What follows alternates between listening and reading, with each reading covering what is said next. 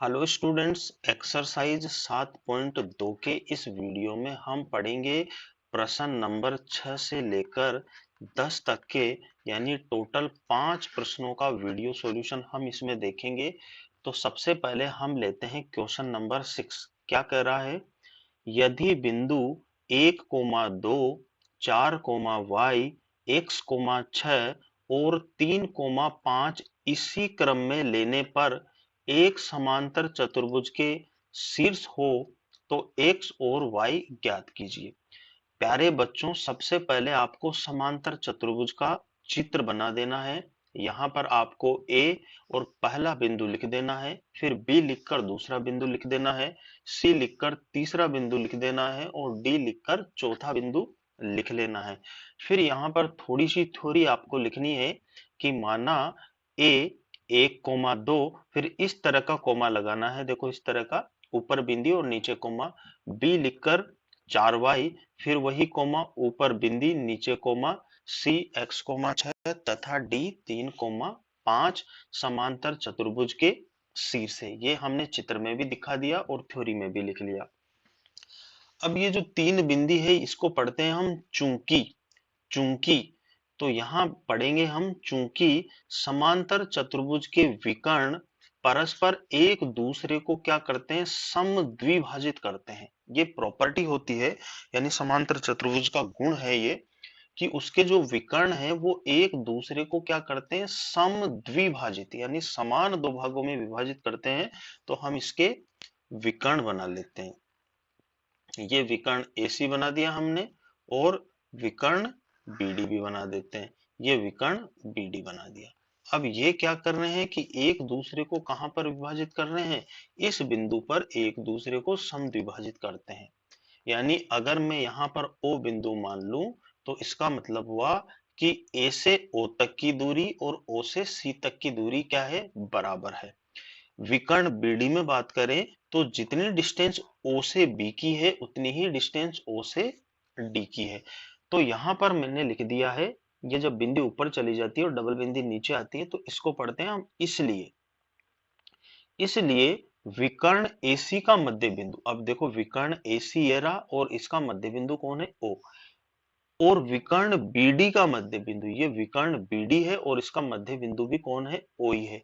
ये दोनों क्या करवाने हैं, हमें बराबर करवाने हैं। किस प्रॉपर्टी से? समांतर चतुर्भुज के विकर्ण परस्पर एक दूसरे को समद्विभाजित करते हैं, इस प्रॉपर्टी से। अब हम आगे बढ़ते हैं। देखो विकर्ण AC का मध्य बिंदु, विकर्ण AC ये रहा, इसका मध्य बिंदु निकालने के लिए हम क्या करेंगे कि दोनों x निर्देशांकों को जोड़कर 2 का भाग दे देंगे, यानी 1 प्लस का x बटा 2, कोमा दोनों y निर्देशांकों को जोड़ के 2 का भाग दे देंगे, तो 2 प्लस का 6 बटा 2।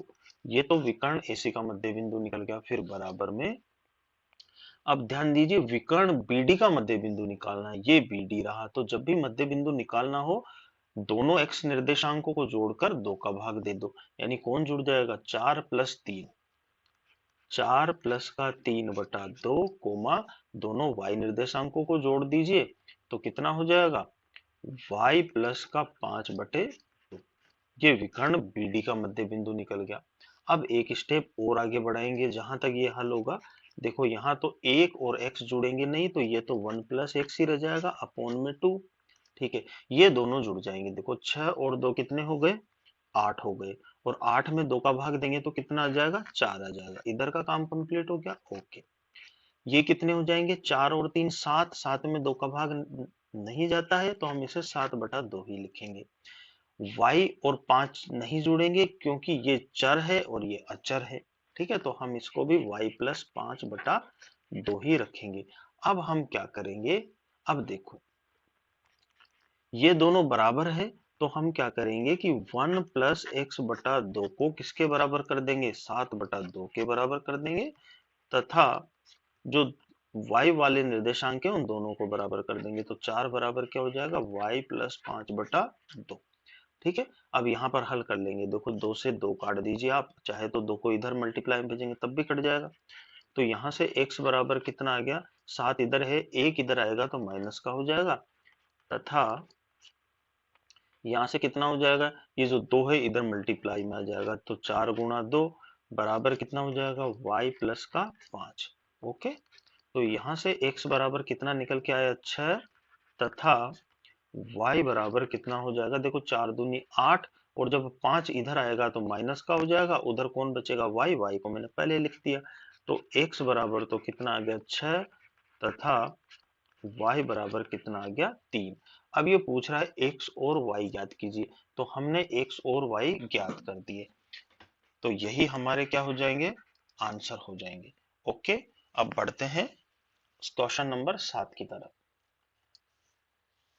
देखिए क्या कह रहा है, बिंदु ए के निर्देशांक ज्ञात कीजिए। बिंदु ए के निर्देशांक पूछ रहा है जहां ए बी एक वृत्त का व्यास है जिसका केंद्र आपको दिया हुआ है 2, तथा बी के निर्देशांक भी आपको 1, 4 दिए हुए हैं। तो मैंने यहाँ पर एक वृत्त बना दिया और ए बी उसका व्यास बना दिया। बी के निर्देशांक हमें 1, 4 दिया हुआ है और केंद्र के निर्देशांक 2, 3 दिया हुआ है, और ए के निर्देशांक x, y मैंने मान लिया है। तो यहां पर हम क्या करेंगे, आंसर लिख के बिंदु ए के निर्देशांक ज्ञात कीजिए, तो माना बिंदु ए के निर्देशांक ए x, y है। ठीक है, ये हमने मान लिए। अब हम जानते हैं कि जो केंद्र होता है वो व्यास का मध्य बिंदु होता है। ठीक है ना, तो एक तरह से रेखाखंड AB का मध्य बिंदु हमें दिया हुआ है जो कि कितना है, 2, 3 है। तो हम यहां पर लिख देते हैं कि चूंकि केंद्र व्यास का मध्य बिंदु होता है, क्या होता है, मध्य बिंदु होता है,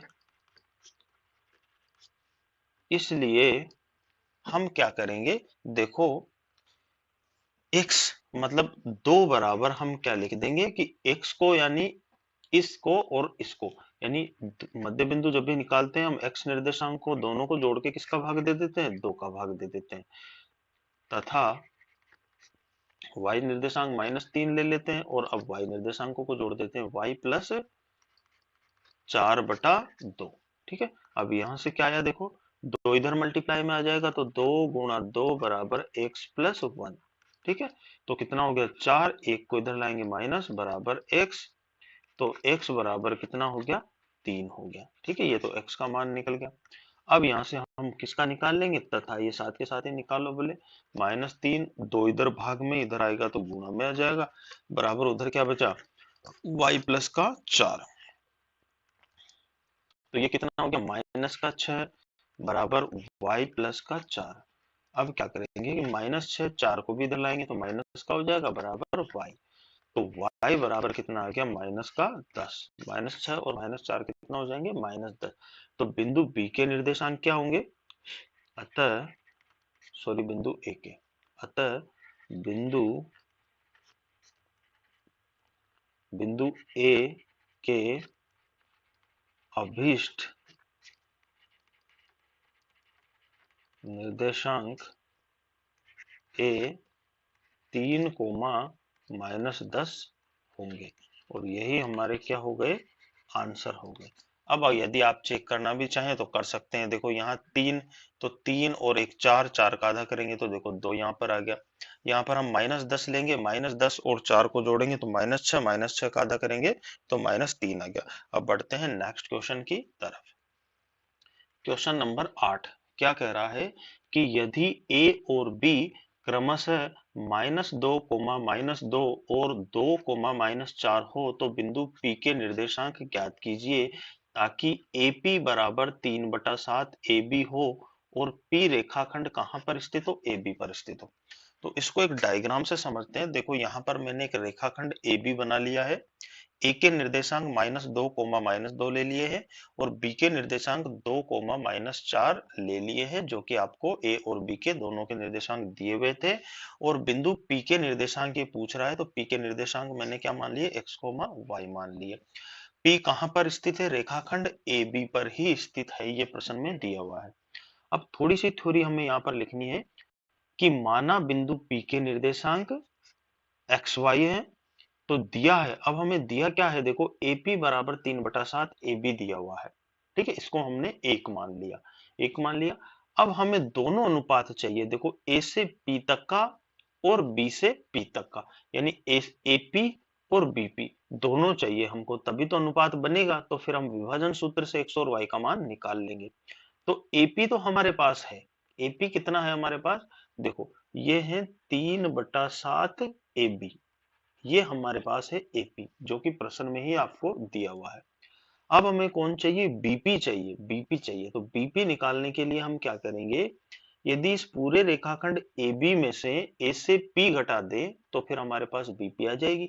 तो AB में से कौन घटा दे, AP घटा दिया, AB अपनी जगह पर ही रखा, माइनस AP का मान यहां से उठाकर ये रख दिया 3/7 AB, एक से मान रखने पर, ठीक है। अब लघुत्तम कितना लेंगे, लघुत्तम 7 लेंगे, इसके नीचे हमने क्या मान लिया, 1 मान लिया, 1 का भाग 7 में 7 बार ही जाएगा, 7 को AB से गुणा कराएंगे 7 AB आ जाएगा, माइनस 7 का भाग 7 में एक बार तो 3 AB आ जाएगा, 7 AB में से 3 AB जाएगी तो 4 AB बच जाएगा, और नीचे 7 है तो 7 लगा देंगे। तो BP हमारे पास निकल के कितना आया, BP हमारे पास आया 4/7 AB, ठीक है, ये निकल के आ गया। अब 1 व 2 से, ठीक है, अब 1 व 2 से हम क्या करेंगे, अनुपात निकाल लेंगे। देखो AP बटा BP, ठीक है, तो हम किस में भाग दे देंगे, 3/7 AB में हम किसका भाग दे देंगे, 4/7 AB का, ठीक है। अब जो कट रहा है उसको काट लेंगे, देखो क्या कट रहा है, AB से AB कट गया, 7 से 7 कट गया, तो क्या बचा, 3/4 बचा। अगर हम इसको अनुपात में लिखें, AP अनुपात BP, तो इसको भी हम अनुपात में निकल देंगे, तो 3/4, यानी अब हमारे पास M1 और M2 का मान आ गया है, यानी कुल मिला के ये बन गया 3/4, यानी जो बिंदु P है वो पूरे रेखाखंड को 3/4 में विभाजित करता है। अब आपके पास ये M1 हो गया, ये M2 हो गया, पहला X1 होता है, दूसरा Y1 होता है, ये X2 हो गया, ये Y2 हो गया। तो ये आपको लिखने नहीं है, ये मैंने आपको समझाने के लिए यहाँ पर इंडिकेशन दिया है ताकि आप अच्छे समझ सको। अतः विभाजन सूत्र से, अतः विभाजन सूत्र सूत्र से, ठीक है, अतः विभाजन सूत्र से, तो x बराबर क्या होता है, M1 x2, M1 हमारे पास 3 है और x2 ये है, तो M1 x2 प्लस का M2 x1 कितना है, माइनस का 2 बटे M1 प्लस M2, तो 3 + 4, y बराबर होता है M1 y2 प्लस का M2 इंटू y1 माइनस का 2 बटे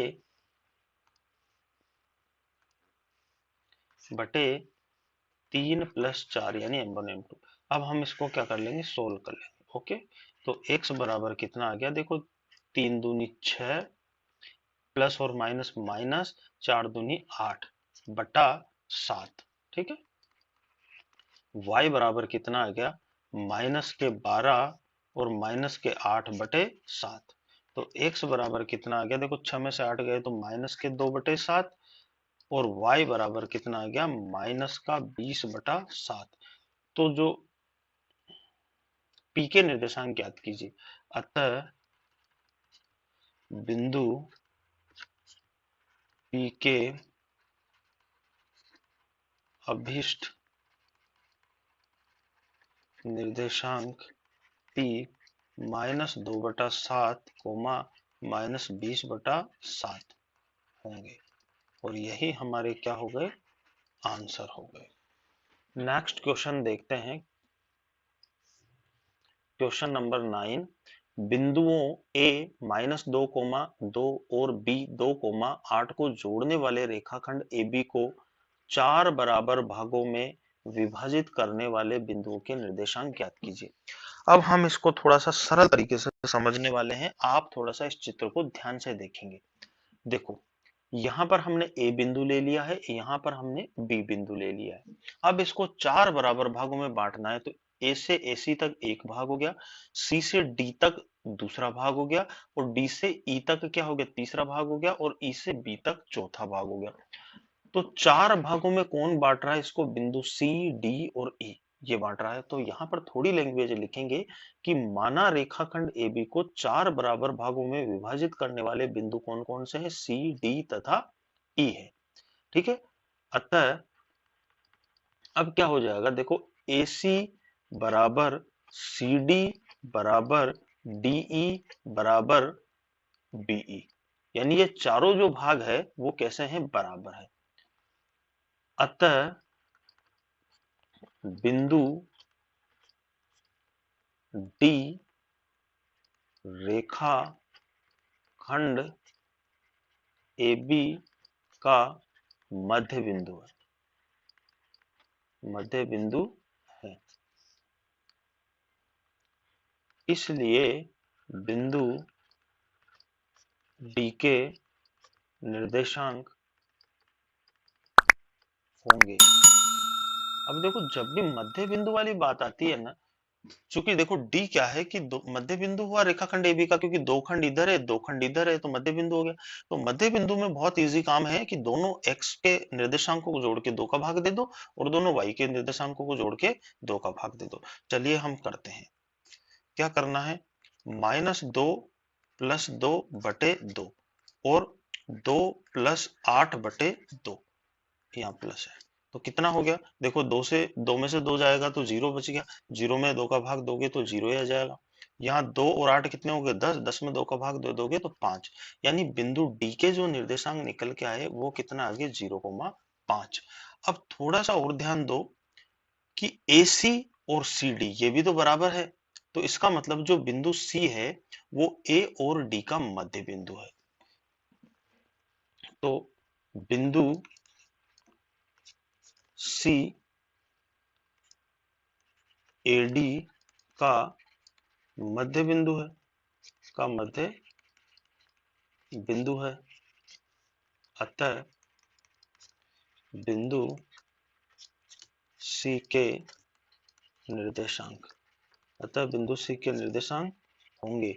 अब क्या होंगे, ठीक है, वही -2 + 0 बटे 2 और 2 + 5 बटे 2, कितना हो गया भाई, -2 में 0 जोड़ेंगे तो -2 ही आएगा, -2 में 2 का भाग देंगे तो -1, और 2 और 5 7 बटे 2, तो इसके निर्देशांक क्या आ गए भाई, -1, 7 बटे 2, ये C के निर्देशांक आ गए। अब कौन बचा, E, तो यहां लिखो चूंकि E BD का मध्य बिंदु है, BD का मध्य बिंदु है, अतः E के निर्देशांक, अतः E के निर्देशांक होंगे।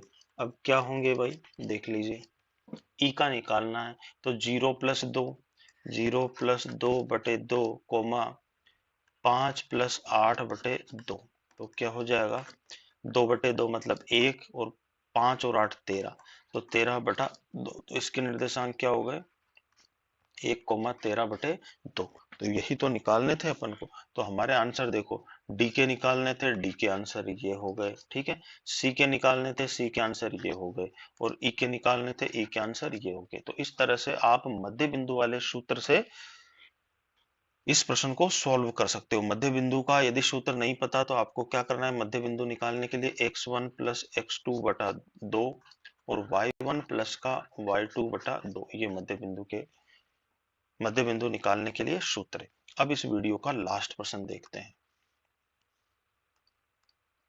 Question number 10। देखिए, एक समचतुर्भुज का क्षेत्रफल ज्ञात कीजिए जिसके शीर्ष इसी क्रम में 3,0, 4,5,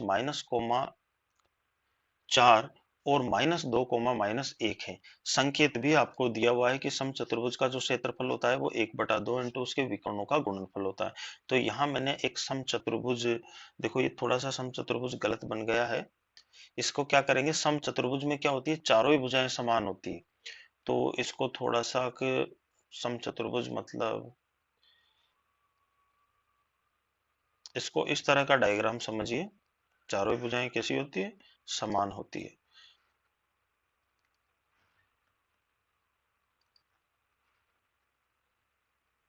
इसमें ये वाला डायग्राम बनाना, यहाँ ए बी सी और डी समझा, मैं इससे दे देता हूँ, क्योंकि इसमें क्या है कि चारों भुजाएं बराबर नहीं दिख रही है, तो समचतुर्भुज का ये वाला चित्र बनाना है आपको, ठीक है, ये वाला बनाना है। फिलहाल मैं इससे समझा देता हूँ। अब देखिए, माना दिए गए समचतुर्भुज के शीर्षों के निर्देशांक ए बी सी तथा डी हमने मान लिए हैं। अब हमें क्या है, उसके विकर्णों का गुणनफल। अब विकर्ण कौन हो गया, देखो यहाँ से यहाँ तक जो विकर्ण हो जाएगा, एक तो ये विकर्ण हो गया और एक ये वाला विकर्ण हो गया, ठीक है, ओके। तो ये तो विकर्ण हमारा कौन सा हो गया, एसी विकर्ण हो गया, और ये हमारा कौन सा हो गया, बीडी विकर्ण हो गया। तो अतः दूरी सूत्र से, अतः दूरी सूत्र से विकर्ण एसी की लंबाई। अब दूरी सूत्र के प्रयोग से हम विकर्ण एसी की लंबाई निकाल लेंगे। 7.1 में हमने दूरी सूत्र पढ़ा था, क्या था, देखो यहाँ पर -1 में से कौन जाएगा, x2 माइनस x1 यानी -3 का स्क्वायर प्लस 4 माइनस 0 का स्क्वायर, कितना हो जाएगा भाई ये तो हो गया -4 का स्क्वायर 16 प्लस यहाँ 4 का स्क्वायर 16, तो ये कितना हो गया अंडर रूट का 32। अब देखो अंडर रूट 32 को हम क्या लिख सकते हैं, 16 गुणा 2 लिख सकते हैं, ठीक है। 16 को अंडर रूट से बाहर लाएंगे तो 4, 2 का अंडर रूट नहीं निकलता, तो 4 रूट 2, ये कौन आ गया, एसी की लंबाई आ गई। अब हमें कौन चाहिए, बीडी की लंबाई, तथा विकर्ण बीडी की लंबाई। अब विकर्ण बीडी की लंबाई भी इसी तरह निकाल लेंगे दूरी सूत्र से, ठीक है। -2 -4 का स्क्वायर प्लस -1 -5 का स्क्वायर, कितना आ जाएगा भाई, ये हो गया -6 का स्क्वायर 36 प्लस ये भी कितना हो गया -6 का स्क्वायर कितना हो गया 36, ठीक है। तो हम इसको 36 और 36 कितना हो जाएगा 72, 72 को क्या लिख सकते हैं 36 गुणा 2, ठीक है। 36 का 6 आ गया, अंडर रूट से बाहर लाए तो 6 रूट 2 हो गया, तो बीडी की लंबाई। अतः समचतुर्भुज का क्षेत्रफल क्या हो जाएगा, 1/2 इंटू उसके विकर्णों का गुणनफल, उसके विकर्णों का गुणनफल। तो विकर्ण कौन से हैं, एसी इंटू बीडी, ठीक है, ये कर दिया। तो 1/2 इंटू एसी का मान कितना है हमारे पास 4 रूट 2 इंटू बीडी, बीडी का कितना है 6 रूट 2। अब ठीक है, 2 से 4 को काट दीजिए 2 बार, कितना हो गया 6 दूनी 12, और रूट 2 इंटू रूट 2 करोगे तो 2, यानी 12 दूनी 24 वर्ग इकाई, वर्ग इकाई। ये हमारा क्या हो गया, आंसर हो गया, क्योंकि क्षेत्रफल पूछ रहा है, क्षेत्रफल की जो इकाई होती है वो वर्ग में होती है, तो वर्ग इकाई हो गया, ठीक है। तो ये आपके क्वेश्चन नंबर 6 से लेकर क्वेश्चन नंबर 10 तक के सारे क्वेश्चन हमने सोल्व कर दिए हैं। उम्मीद करता हूं कि आपको सभी क्वेश्चन अच्छे से समझ आ गए होंगे। यदि समझ आ गए हैं तो वीडियो को आप कर दीजिए लाइक, और अपने दोस्तों के साथ में क्या करना है, शेयर भी करना है। और यदि पहली बार आप हमारे चैनल पर आए हो तो चैनल को कर लेना है सब्सक्राइब, ताकि रेगुलर वीडियो आपको मिलते रहे। और नोटिफिकेशन बेल को दबाकर ऑल सेट कर लीजिए, ताकि जैसे ही मैं वीडियो अपलोड करूं आपको तुरंत नोटिफिकेशन चला जाए और आप जल्दी से जल्दी वीडियो को देख सको और मैथ्स को इजी बना सको, ठीक है। तो आज के वीडियो में बस इतना ही, मिलते हैं आगे की एक्सरसाइज के साथ नेक्स्ट वीडियो में। तब तक आप पढ़ते रहिए, मुस्कुराते रहिए। Okay, thank you, bye.